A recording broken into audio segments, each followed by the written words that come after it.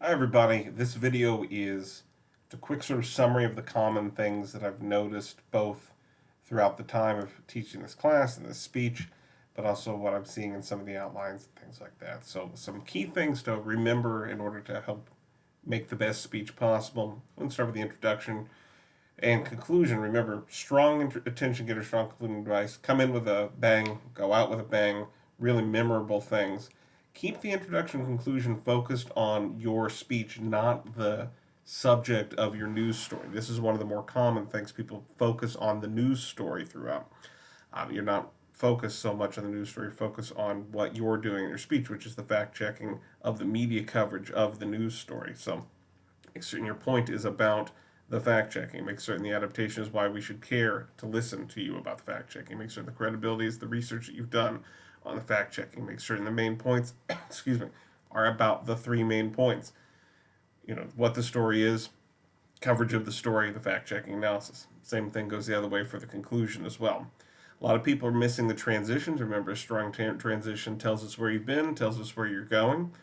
Now that we've talked about the media coverage, I'm going to do a fact checking analysis of what was said. That's an example. Main point one, this is a short speech. 4 to 6 minutes is not a long time, so keep main point one relatively brief. Look for redundancy where you have a lot of redundancy in the speech sometimes between main point one and main point two and main point three when it's covering the news story. So if you're saying the same thing over and over again, find ways to only say it once. Keep main point one to just what happened, what is the story, the events. All this is really doing is situating us so we can understand what the media coverage is talking about in main point two. And main point two should just be how it was covered. The worksheet that provided from Professor Rogan a couple weeks ago, very helpful in compartmentalizing what goes where so that you can get to main point three and really do that fact checking component of it. Remember, for the fact checking component of it, bias is a lot of what we're looking for, but it's not the only thing we're looking for. Accuracy of information as well as bias. And sometimes, if you're not noticing anything, think about how the story is being positioned. What is being taken for granted?